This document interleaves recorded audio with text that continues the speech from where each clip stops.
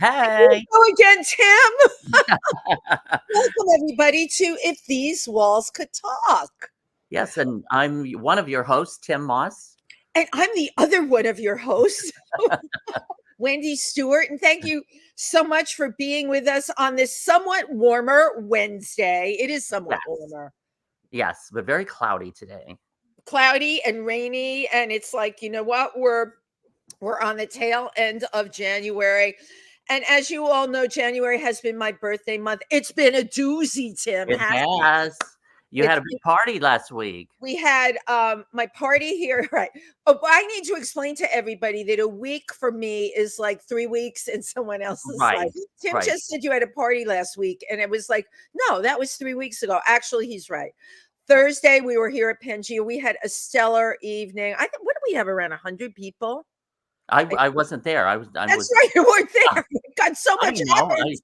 I just know what you did all week. I got your schedule, you've got mine. And I got yours. You weren't here because you were in Florida, and I was here. Thank you for reminding me I had my birthday. We had such great people, and Brian Alejandro, who has performed at Pangea, also did a special dedication to me that night. Oh, nice. Yes, he's a wonderful performer. And he used a word that I never thought of, but crooner.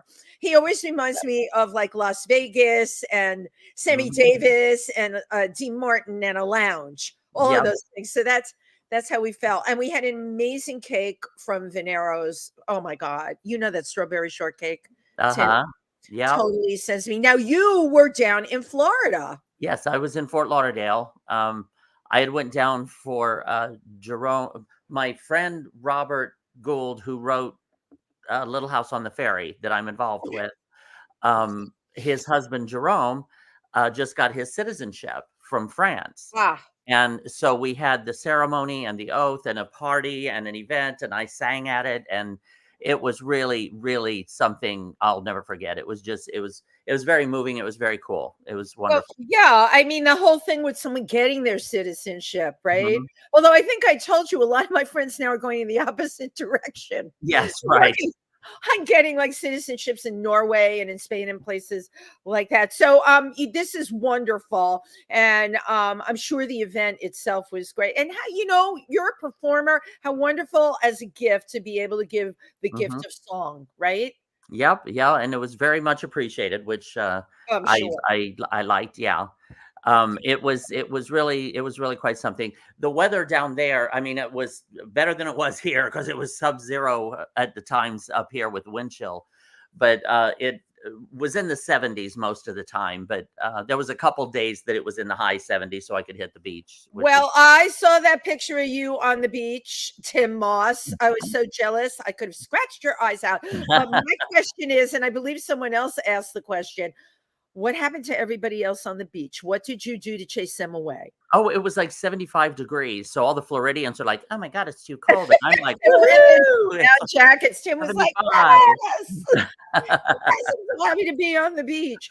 So, but Tim, this is what I mean. I see Tim so much. He just got back, and literally the night he got back, which was Monday, we had the Slam Awards. Right. I got off the plane from Florida. I came home, I dropped my bags, I picked up my camera bag, and I went down to Sony Hall to cover the Glam Awards, which we were up. This show was up for an award, which we did not win. But again, I got to thinking, that is totally the drag community. It is a drag community, and I think just for us to even be mentioned and nominated is really quite an accomplishment. So I completely agree. And you know what? I said this, and I mean this from my heart.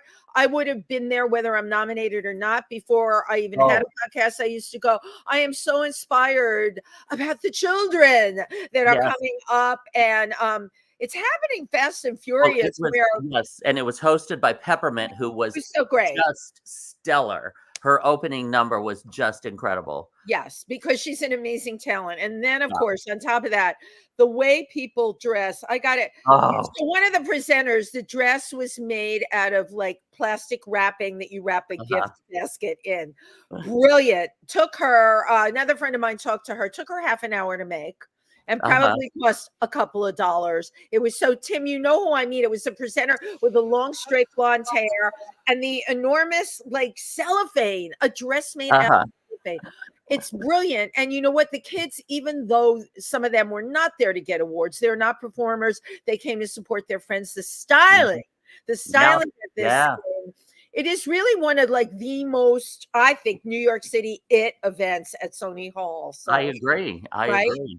We had a It's great kind time. of a throwback to old New York where everybody just dressed wild and fashionable and creative and Right. And they're using uh-huh. their imaginations. Now, But okay, last night, well, firstly, I just want to say Wendy and I went out on the town last night. We had dinner. Just one moment, Wendy. Hold on. We went out and we had dinner at what was it? Sushi by Bo? isn't it Sushi Boy? Sushi by Boy. Sushi Yeah, by Bo. Sushi It's by Boy. BOU. Right. And that was an incredible experience. It really was. We went down, we were about to order, we couldn't figure out how to order, and they said it's all prefix. And it was just they would bring one piece of shrimp for each one of us, or one piece of sushi, each one of us All at a fresh. time. Right. And it was just absolutely amazing. And then we worked our way over to now. Go ahead. Harmony on Broadway. Yes. Phenomenal show. Closing soon. You need to get your tickets to this. I'm going to tell you why. The storyline was Wow. amazing, and it's a true story Yeah. about a Harmony troupe that was in Germany. And I'm not going to give out spoilers, but I will tell you things in Germany got a little dicey. And they were touring the world and they were over here in New York and they had an Oh, opportunity. they traveled the world. They were The very well world. known. They made albums. They made films, Films, all of 19 it. films. Yeah. Right. And they had a chance to stay in New York and they almost did, but unfortunately they didn't. And that is where our story goes with it. And it's what happened. What happened? I didn't realize, Tim told me that this was an actual real group. Yeah, And and in actuality, because there were some Jewish performers in this troupe, right. they ended up uh, not only canceling but basically destroying all of their films and all of their work, all of their albums, their entire life's work. Yeah, And it was there were, and in the dialogue, the monologue by the person that played the rabbi, he had been one of the oh players in the group. They had two people playing that, the younger version, of course, and the older version. The older version of the rabbi was a narrator. He gave a monologue that I have to tell you, and this, I was sitting there and I was crying. I was There's too. so many parallels to what Hmm. is happening in our upcoming elections. I will Hmm. just say that it was scary. It was actually scary. It Yeah. was really actually scary. The But you mentioned the older rabbi and yes, there was the narrator was the older version yeah, of the the guy elder that they one. called rabbi in the group. Right, that was his And name. the older rabbi sang this incredible number in the second act that was just mind blowing. And in the first act, the young rabbi sang this amazing song that got a very extended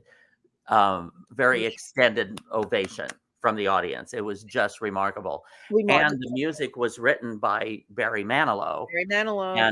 and Bruce Sussman wrote the story. Yeah, so So if you want to catch a fabulous, timely, absolutely. brilliantly performed, everyone in it, the performances were gorgeous.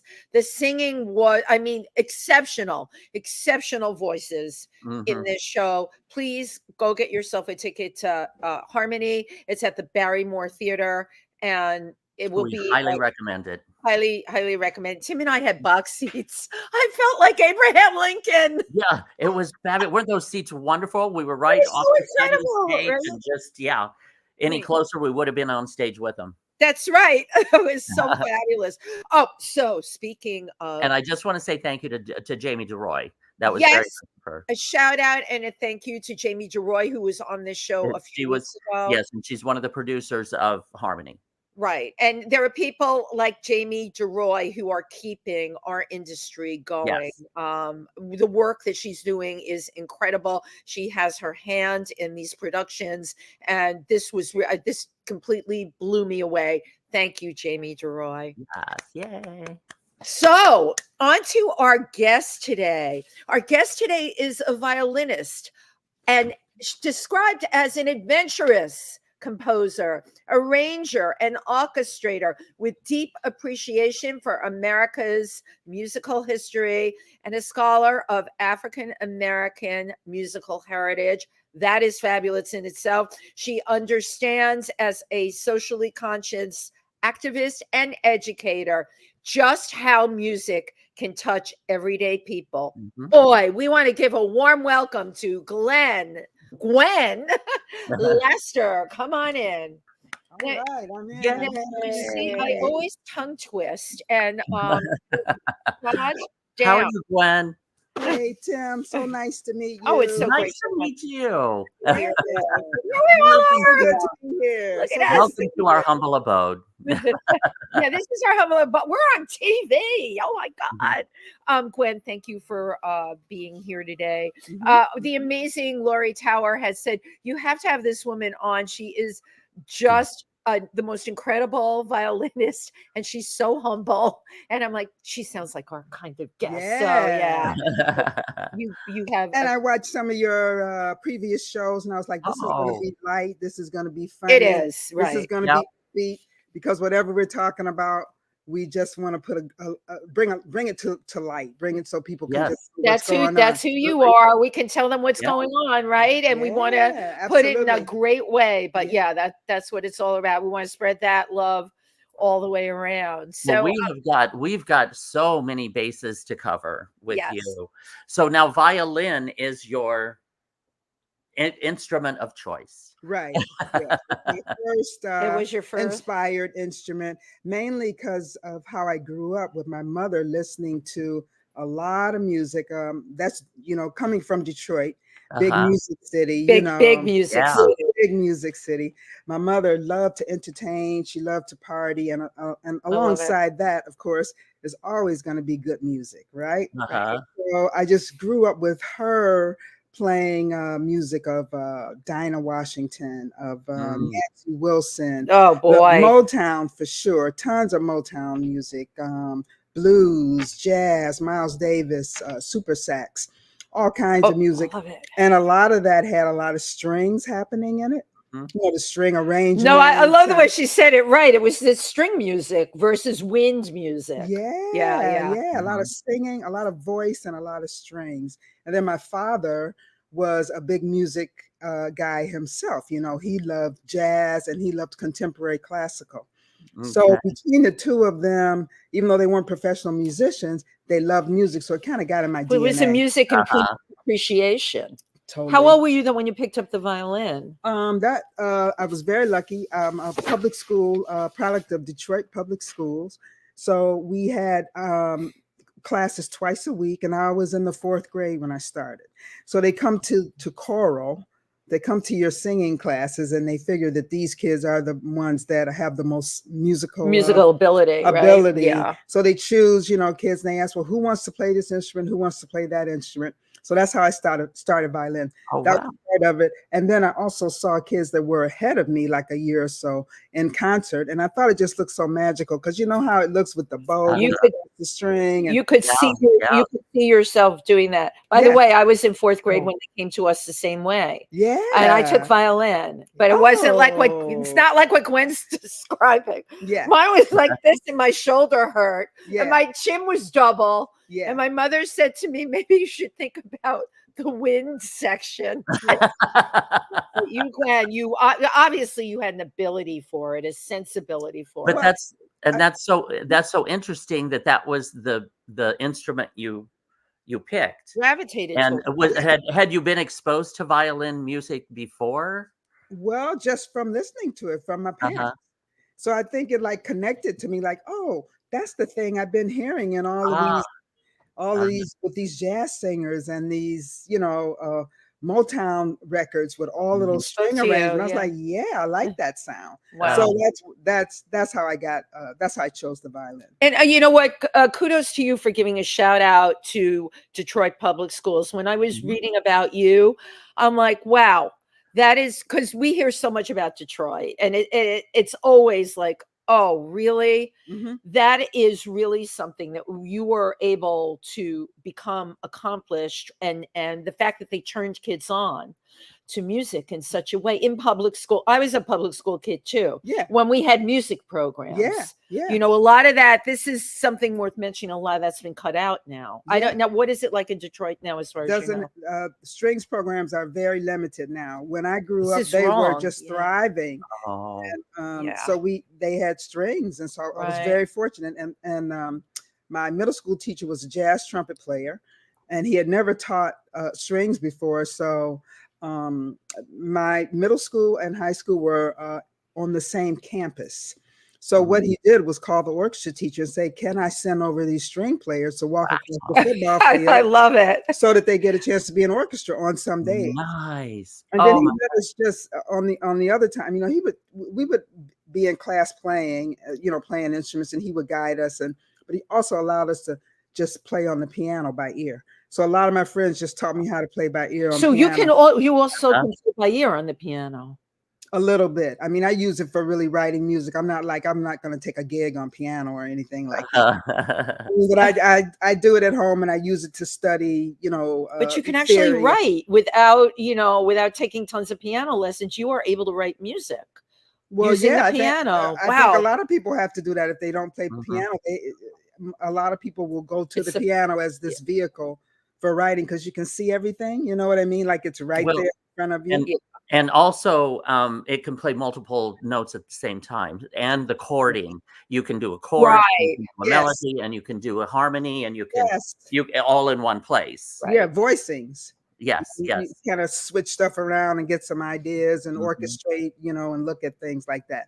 So that's how that came about. My high school teacher, I have to say, was my biggest influence, because after I had all of that happening from home, my high school teacher, we were in orchestra one day, small orchestra compared to what orchestras you may see now. I mean, like 20 kids or something. That was huge for our neighborhood. It's a school orchestra, right? School orchestra. And the year I went to high school happened to be the year that there was funding that came in my neighborhood to make it a magnet fine art school. Okay, so so we had this new facility with practice rooms.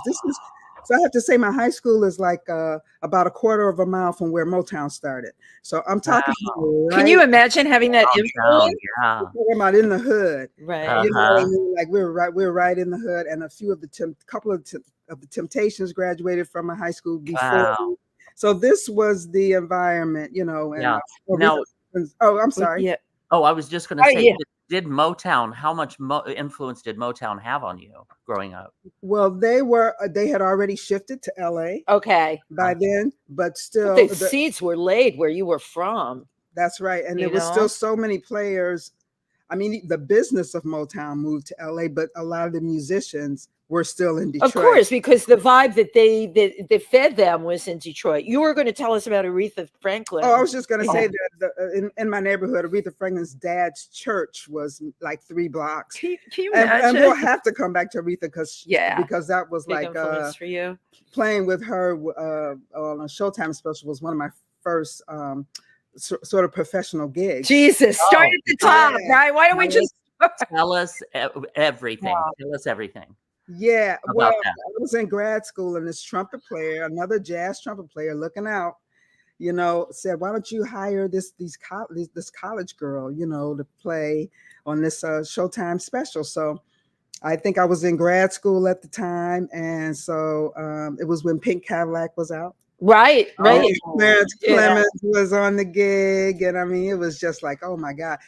When I think back on it, I forget that there were even a couple of other string players on the gig, because I was right, exactly. You just couldn't believe that you were doing it, right? It was just one of the most exciting. Where were you in grad school at that time? Where did you go? Went to school in Ann Arbor, University of Michigan. University of Michigan School of Music. Yeah. So that was really. You know, So, I have to say, well, just keep watching. I'm not going yes, past Aretha right now. yeah, we're not going past Aretha yet. I do want to bring up the fact, you know, you're saying all kinds of buzz things to me, like the grants that came into your school that enabled kids to have music, that your school had gotten Oh yeah, the funding that came through Detroit funding, Public, right? yeah, that came through Detroit Public Schools. So with that funding, one day I came to orchestra, and there were like red and blue and green electric violins and Stop. amplifiers. So my orchestra teacher, you know, surprised us with these electric violins and amplifiers and these jazz string arrangements. So then he would just stand and make sure everybody, including the strings, would take a solo.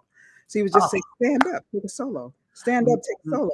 What an So opportunity. One thing I want to know is, what is the name of your high school teacher that was so Anderson White, and he was a violist who also graduated from the University of Michigan School of Music. Wow. So he was a real forward-thinking guy. He took us on tours. You know, it's so funny. I always tell this story because so obviously, if I grew up in Detroit, I was 99.9% Black, right? Mainly all of my teachers, definitely all the kids at the schools. I think there were like 2 Asian kids in the whole school, and I didn't know they were really Asian because they seemed to identify as Black. Right, I was going to say they were 99%. Right. They just seem like light-skinned people, you know, or something.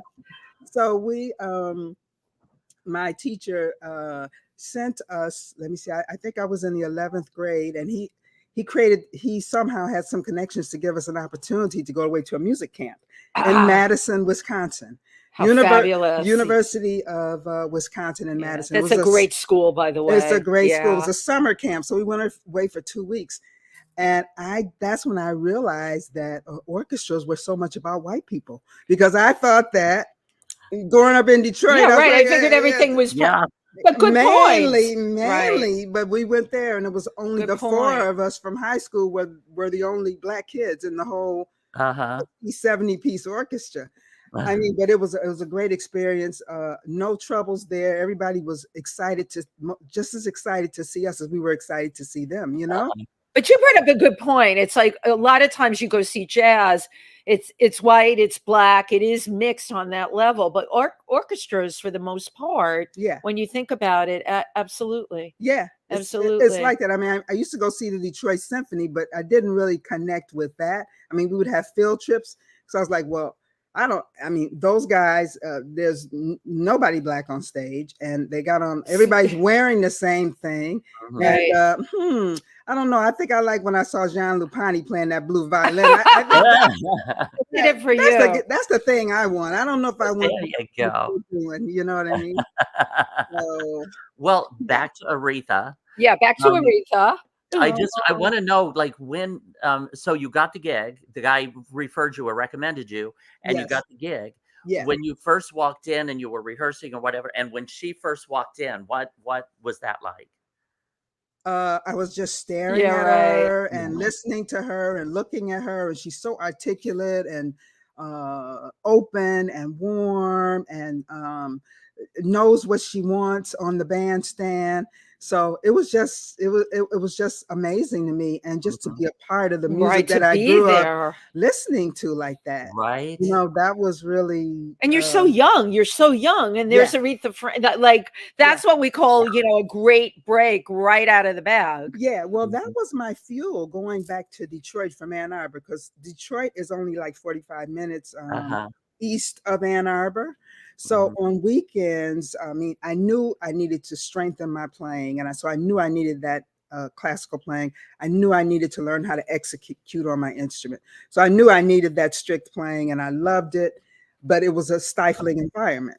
Got it. Right. Very stifling environment.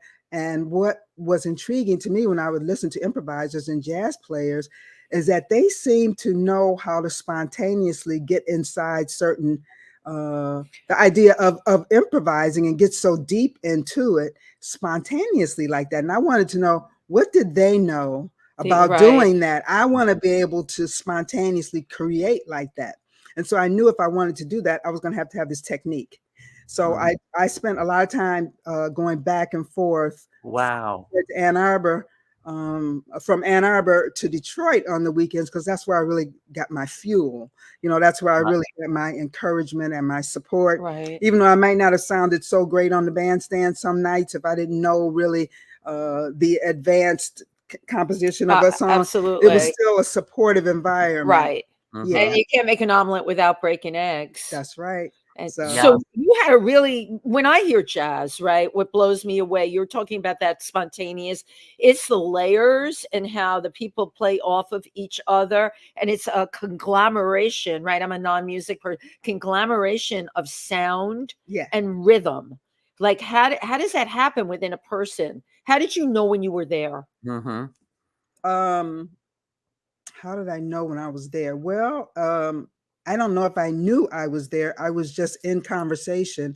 Like you said, like it's a collaborative process. Yeah, it's like, and I felt like we were having this conversation. I mean, the same thing happens in orchestral music, but it's very pre set. It's No, preset.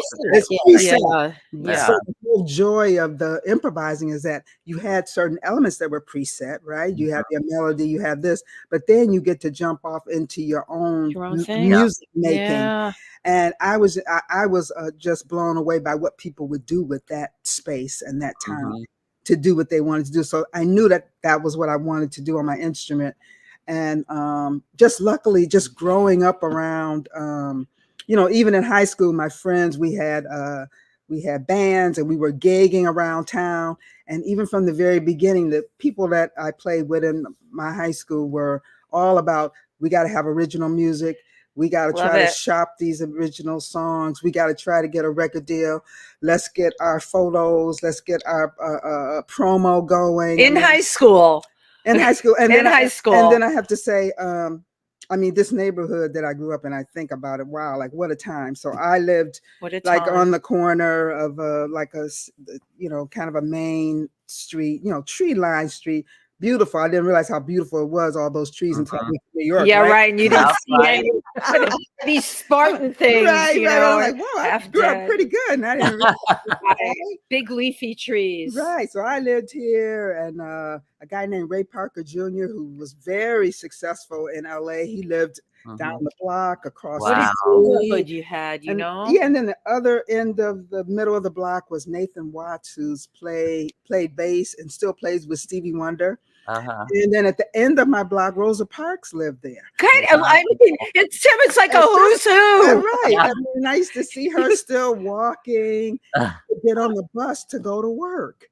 You know what I mean? Like still on the bus going to work. And I'm reading about her. Now, this is when I'm way in like 4th grade or something like that. I'm reading about her in my textbooks. So wow. Is somebody out of your neighborhood. Yeah. I mean, so all of these, and there's a lot more musicians in my neighborhood. So everybody was kind of like, I'm getting out of high school and I'm going, and I've set myself up. So this is what I want to do. So Gwen, how much do you think this had to do?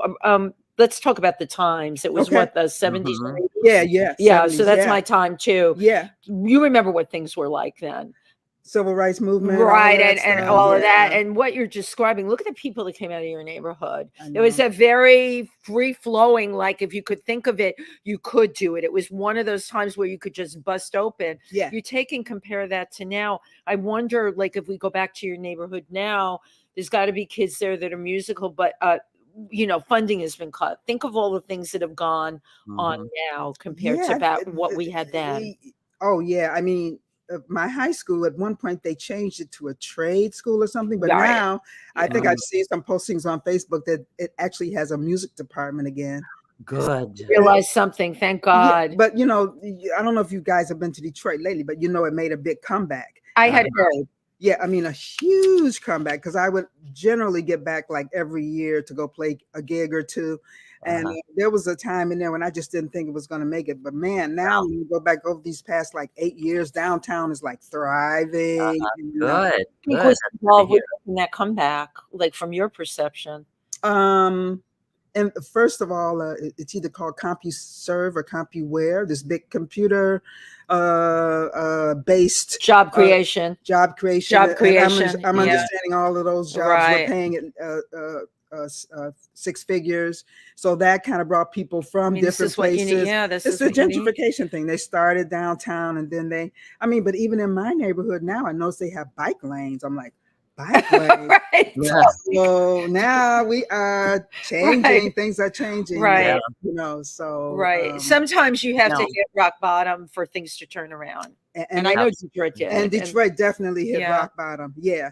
Because even on my block now, I'm talking about Nathan Watts. His house is not there anymore. It burned down. There are still houses that are outside of the downtown areas, like you guys know, with gentrification. They start downtown, and then they try. The plan is to move out into the neighborhood. Yeah, the surrounding areas. We don't know how successful that actually is going to be, but that's what they're trying to do. So now, musically, because see, I'm also an entertainer. I'm a singer and play keyboards and do some writing. And music. I'm one that's more.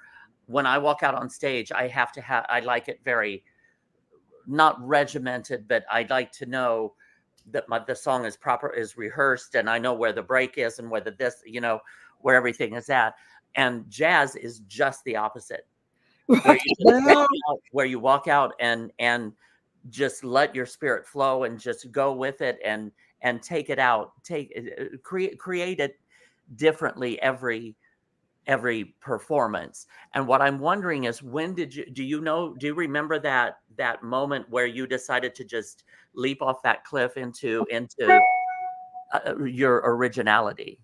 Well, first of all, jazz, I would say traditional jazz, which is what I was initially introduced to, always had a form about it. It always had a melody. It always had a form, maybe a melody, a bridge, an ending. And so all musicians knew that there was a form that they would follow in terms of when their performance skills.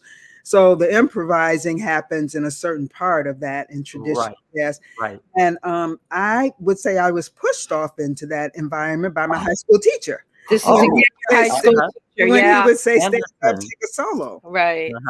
Yeah. So Anderson, what's it? Anderson White. Yeah. Anderson White. Yes. Yeah. Yeah. So I was, even though you're frightened for the first time of doing it, that you've been traditionally trained where you're looking at a sheet of paper for the music. Right. You have to figure out, what of those notes, how do I create my own sequences and ideas, and how do I use part of the melody of the form that I'm playing to create my own ideas? So I would say that's what I got pushed, but you were put on a spot. I was gonna say, take a solo. It's your moment to shine. Yeah. I was gonna say, because once you're thrust into that and you get a feel of it, that would just be exhilarating. It was exhilarating. It was like it was a real turn on, and it was something that I wanted to study more, and more. And you watched yourself take a chance and rise to the occasion. Yeah, I don't know if I rose to the occasion, but I was trying. Yeah, right. Yeah, I love that. I would just jump in and try it and enjoy it, and then I had the support of my friends, my high school friends. I mean, they were just like amazing musicians at such a young age. Incredible in high school. Yeah, and we would get together when we would have parties. It would be about what music are we going to all listen to together. Wow. That was how we would like hang out, Nice. listen to music. So I got turned on to so much music from people. I have to credit my high school friends because they just had this vast knowledge of music. I mean, when we would gig around town, we were playing like Frank Zappa and Graham Central Station. Wow. Everything. Yeah. Edgar Winter. Yeah, right. I mean, this is the kind of and original music and originals. And recording them, and how many of the people that you stayed friends with from high school went on to become professional musicians like you? Actually, I mean, out of the 10 that I think of right off the bat, I would say half of them. That is an amazing. That's an amazing number, Tim. Really. Yeah. Now we have a video. We have a video. And again, I was surprised to see a good buddy of mine, Iodele, playing the guitar with you. I love him. He's make sure you tell him Tim said hi. He's like my brother from another mother. I love that man. He is so cool. He's amazing. Yeah, but why don't we take a look at Gwen Laster and playing some jazz for us? Here we Yes. go.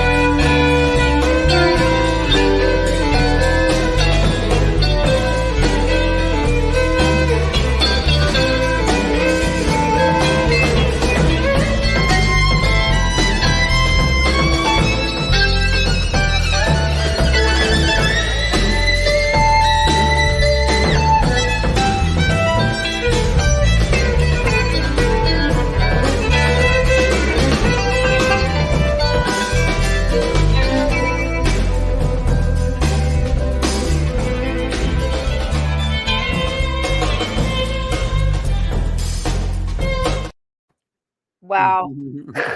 Yeah. I said she's so joyous when she, it just comes out of you. Whoever is watching you has got to feel amazing inside. That's great. That's what we want. That's why we're artists, right? Yep. We change the world.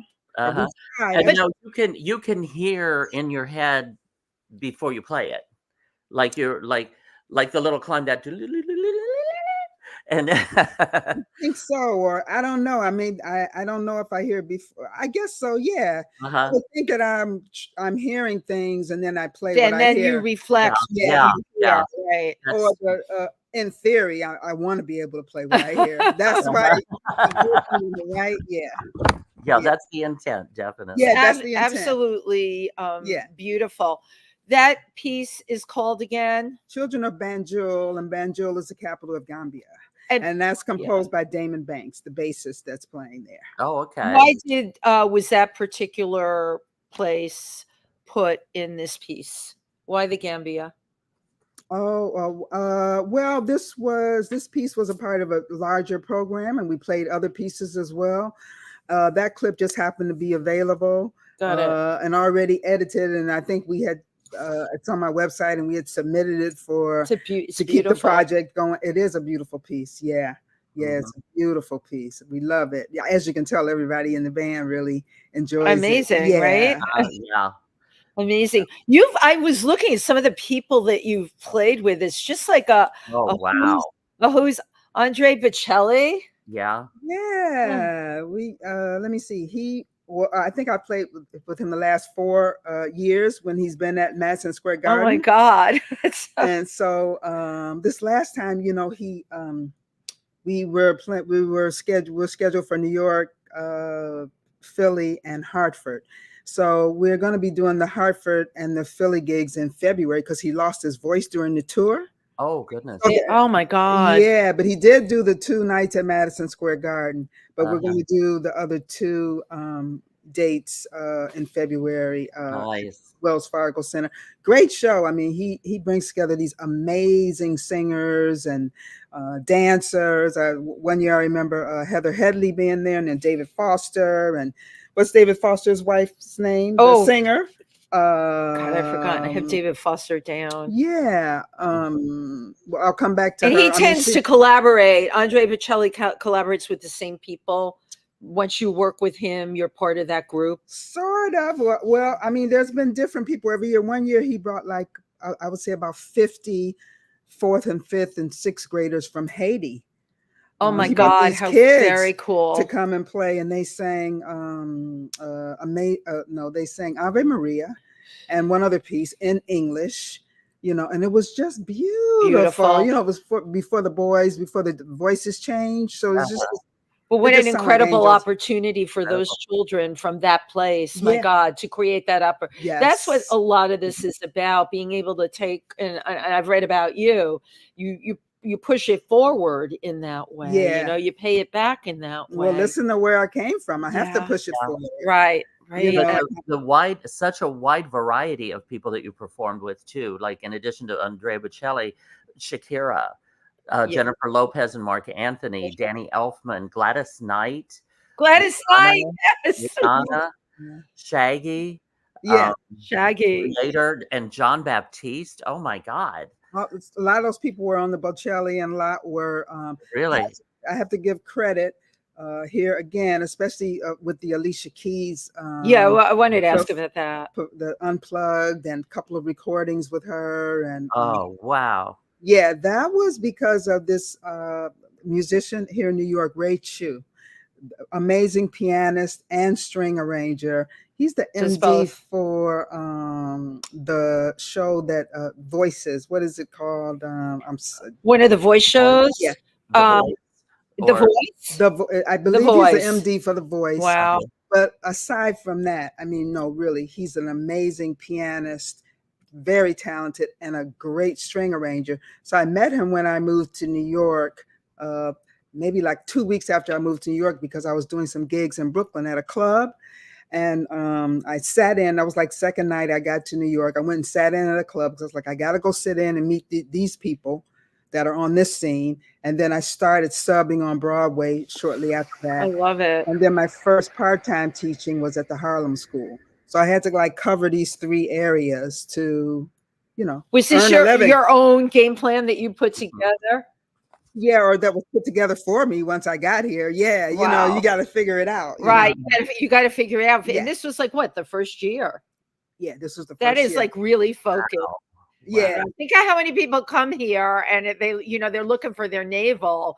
You came here with, all burners blasting. Yeah. You're going to do it. Pocketbook. That wasn't blasting. Well, so know what, Gwen? It never is. And sometimes we can go through all of this, and at the end of it, we wonder what happened to that money and how it blasted through our pocketbook. Keep going. You just keep going. Yeah. No matter what. So Ray Chu was somebody that I called to do gigs, and then he remembered me and then started calling me for these sessions, and a lot of these names on this on my resume are because of Ray Chu. So, God bless, right? Yeah. What was Rihanna like? Oh, just beautiful and nice and real simple and just real down to earth. That was. See, I love hearing that. You wouldn't know any of that. She's an amazing performer. Amazing performer. We were on the Today Show, and I did go to Barbados and play. You did? You got where she's from? Wow. Yeah. We played the Barbados Music Awards. Just real regular people. Real regular. Alicia Keys too. I've heard Alicia Keys is just a really down to earth girl. Super talented. Super hard worker. Tell us, Gladys Knight. Tell us what that. Gladys Knight was a part of the Apollo celebration. I don't know if it was the 80th year, something like that. So it was a few people that were a part of the whole night. Gladys Knight, Natalie Cole. I had the Isley Brothers. I mean, it was just like, yeah. But I have to say, from all of these collaborations, I learned a lot. And because when I first got to New York, I was doing these freelance gigs, and then this is the pop end of it. But there were the creative people like Anthony Braxton, like Wadada Leo Smith, like the Haitian queen of song, Emmeline Michelle. You got to work with all of them. I got to work with all of them, and it spurred my enthusiasm to focus back on my own projects. So this is kind of where it led me into how can I make time management, the big deal. We're all trying to figure that out. Oh boy. Yeah. I feel like that's been blown through the roof since the pandemic. I told Tim, yes. it's like everything everywhere all at once, and I can't compartmentalize anything. Yeah. And it feels, Yeah. it just feels like this all the time. Now, is it me or is it? No, it's good. everybody. I think we're all trying to play catch up or something. Or something, Yeah. or absolute. But yeah, it's a hard thing. Now, you've been a teacher. You still are teaching. You've taught at Bard. I teach at Bard. I'll be teaching Great a school. jazz standards class. Wow. So this is the first time I'll be teaching a class. Prior to this, I had like 2 to 3 private students. So I'll teach a class one day a week, jazz standards, which is great because then I get to dive deep into that myself, right, and learn how to communicate that a little better. So that's going to be nice. Bard is a great school too, super creative school. Yeah, it feels good there. I mean, the students are really enthusiastic about learning. Yeah. So, and a lot of creative kids. My daughter had gotten into there, but she chose Smith instead. That was a very hardcore school. Barb was a little more earthy, crunchy, and creative. And I often think, what would she have been like if she had gone to Bard? Yeah, great place to teach, though. Yeah, it feels really good there, and so I'm happy that I'm involved in that, and all of that just spurred me to sit down, especially during the lockdown, during isolation, and to say, okay, you now have time. Let's really spin back around and focus on writing more music, and what are you going to do with that? And you've never written anything for string quartet. And so that's how the Blue Lotus recording came about with the New Muse Quartet. I had opportunity to produce a concert of string quartet music during the same time that I felt really saddened and angered by the situation with Sandra Bland, who was was a woman who in 2016 or 17, this is a while ago now, was driving in Texas and got pulled over for not having her blinker on. And her and the cop got into this big altercation. I know this story. Yeah, and she went to jail, and then they said that she took her own life like a couple of days later. Right, but we know that didn't happen. And I went to bed one night and said, I know that girl did not take her life. Right. Coupled with the fact that I live in the Hudson Valley, and shortly around that same time, I was driving and got pulled over, and I never knew why I got pulled over. Wow. I wasn't speeding, but the cop pulled me over. He said, "Is this your car?" I said, "It certainly is, definitely my car." Right. So you were profiled. I was profiled. He took my license. I sat in the back of the cop car. You had to sit right. He made you let's do the whole thing. Get out of the car, ma'am. And he took you right. And then he had to take you further and have you sit in the back of a cop car. I mean, it's so awful. Yeah. And while he looked up everything, so then he found that my insurance had expired 2 months before for 10 days. It was current, but so that was okay. I'm going to give you a ticket. I'm going to tow your car. I'm going to go to court a couple of times. So, my God. So that brought about my Black Lives Matter suite.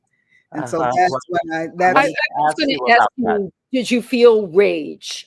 This story is making me feel rage. And however you dealt with what you felt, what did you do? What was your creative outcome? And you just answered it. You did your Black Lives Matter suite. Yeah, I did my Black Lives Matter suite. I thought about, I wrote the first movement called Cigarette to the video of the first Sandra Bland arrest. So I just watched it over and over, and I kind of developed some melodies around the characters. And I called it Cigarette because as soon as the cop said, "Ma'am, put out your cigarette," that's kind of like when the shit hit the fan. Right. So I wrote that, and I added 2 other movements. And I think I just decided that it's important to, as artists, if we can, to dedicate some of our thoughts or our music or our whatever our art form is to social activism. Like we've got to do something. We got to talk about something that's gonna help other people, that's gonna shine a light on some things. Tim and I and our whole group of friends that we perform with are right on that same track, and we feel now it's needed more than ever. Yes, you cannot sweep it under the carpet. And I admire you, because honestly, in the telling of your story and how you got pulled over and he had to find something on you, and then that he tows your car, you kept it cool. But in the telling of the story, if I were telling the same story, I think I'd be here and I'd be outraged. Your telling of it to me is it's outrageous, and it's wrong. And you're right. Through our creative processes, that is our only way of fighting back. And for things that happen in the news, when you go and write something like the Black Lives Matter suite, I think that is a great way to reach people. You're reaching all the people that turn off the news. Black Lives Matter has got nothing to do with them, but you put out a piece of music, something they have to listen to, with that title on it. And then it's like, oh, well, why did she write that? Yeah, then it brings back this story, and it brings back this story, and then it makes people think about things that happen to them, and most importantly is that you find an outlet to express it in a positive way, and a way that brings attention to that matter, whatever that matter will be. I mean, people are doing all sorts of things still right now with their art that is exposing the real deal, of what's going on right now all the time. So I just feel that's what we're here for. Right. Well, I think Tim and I agree with that. You notice we opened our show talking about harmony. I thought I was going to see a musical, and they start off with, a bunch of gorgeous guys harmonizing on stage. And I'm like, oh, this is entertaining, but I had no idea what it was going to be like. Not real deep. The way they paralleled what was going on in Nazi Germany. And if you think of a lot of what's going on now, people cannot deny what politically is in the air. And a lot of it did start with Black Lives Matter, but there's a reason that happened. And we all, especially as artists, we owe it to try and give something back out there. That's exactly. That is it. Yep. That's it. That is our legacy. Now, I love the term adventurous composer. Yeah, I love it too. Arranger and orchestrator. Now, you have some very impressive accolades.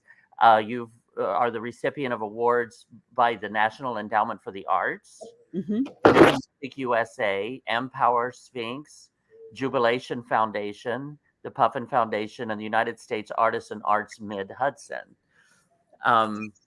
Congratulations, firstly, on all of those. Thank you. Thank you. Very impressive list. But just one other thing I wanted to point out, it was not just, we were talking about Broadway here. You are no stranger to Broadway as well, because I have Miss Saigon, Beauty and the Beast, Carousel, Wicked, Porgy and Bess, The King and I, and the Notre Dame in Paris. Yeah, all of those were just hustle subs, subbing shows. Except you played it, right. It doesn't matter.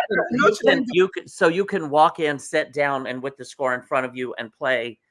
Well, how I think you guys know.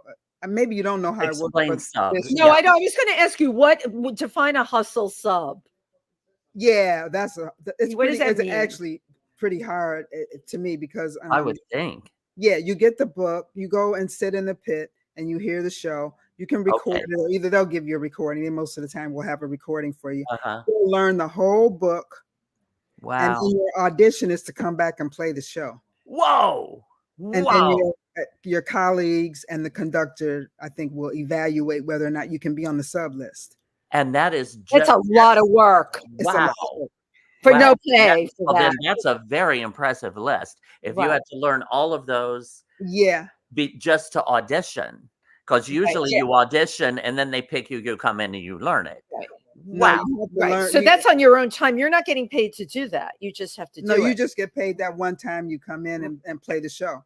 But the trick with that is that if you do make the audition, you want to be called regularly. You want to be on that soon, list, or right? else you're gonna forget it. Right. Right. You got to keep it fresh. You got to keep the show under your. You got to get the show under your fingers. So you want to be called a lot. That was that I'm thankful for in The King and I, because the concert master got me in Belinda Whitney. There's another shout out that returned my call, because some of your colleagues don't even return your call. Right. Yeah, right. You're trying to get in and sub a show. Returned my call, got me in there when the show started.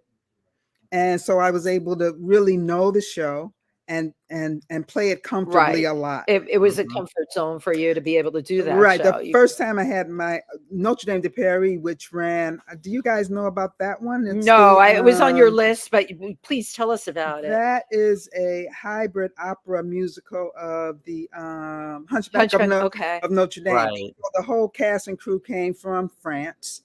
And it ran at Lincoln Center. It had been already played in 23 countries around the world, but never in the States. Wow. So last summer, which would be, now we're 2024. 2023, you would have done a summer of 2023. Yeah. The summer of 2022 was a 2-week run at Lincoln Center. So that was actually my chair. So that was easy. And then 2023 expanded to 4 weeks. Amazing show. Set design, singers, the music just beautiful, French music, dark, mysterious. Yeah, I'm thinking I didn't even know about it, Gwen. I mean, are they coming back again? I think maybe so. I hope so, because it was just like it set my summer off so nice. And you could just jump in and do the show, right? That's how it works. We rehearsed. Right, but you're on that list now. I'm on she's on the list. That was my chair. So nice. So now that's easy, right? Because I'm playing, because you're in there, so you're just in. playing. Tim, I'm never complaining about doing a Zoom audition ever again.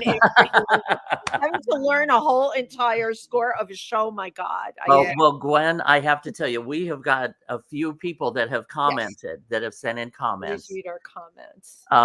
Suze Genero from Massachusetts, she's a good friend of ours, a designer, says, hello, dolls. And our dear friend Rose Trentman says, hello, my sweets. Yes.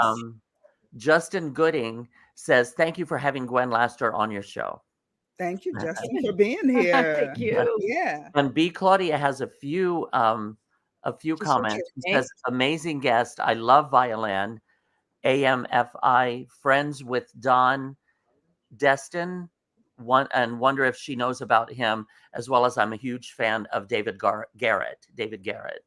Any of those ringing a bell? Don Destin or David Garrett? No, okay. But later on, she asked about David Garrett or Don Destin, both incredible. And now Gwen Laster is on my playlist too. # listening on YouTube. Hey, all right. Yeah. There you go. Thank you, B. B comes all the way from Germany to watch. Yes, from Germany. It is there. Right? Welcome and thank you, B. Lori Towers. And Lori Towers says, that's my Gwen with a heart. Yay, that's right. That's right. Yeah. So great having you share this part of who you are and what you do here today. If we don't have a guest like you on here, then people don't know, right? Yeah. And the world that you come from, I know people in that world, but I don't know about that world. And you've given both Tim and I and our audience just an incredible glimmer. I love the whole basically understudy thing where you have to learn the whole score. It's just like in acting. What do you call it again? What did you call when they make you the score? Sub. Yeah, but it's sub something. You talked about it earlier. Just a sub, or to get a chair? Get a chair. Well, the chair is when you actually have the show. Right. I never knew what that phrase, I learned something here with you today. Get a chair. Yep. Yeah. And then you have like first and second and third. And, right. Well, no, it just means it's your show. Oh, okay. As opposed to you subbing. Right. Well, I was thinking more of an orchestra, because in an orchestra, you have like first chair, second chair. First violin parts, second violin parts. Yeah. First chair is usually your concert master. Yeah. See, we learned so much on this show, Tim. It's like amazing, Who knew? Yeah. Well, what do you have coming up that you want to share with our audience? I think I should talk about the Unsung Collective, which is going to happen in Harlem. Yes. On February 9th. And this is a African American orchestra that will be playing music by composers of color. Nice. Well, this is on Yeah. February 9th. I'm putting it in my book too. Yeah, February 9th. And what is it? And where is it? And what is the name of it? And do we have a website on it? Yeah, Will this be on your website?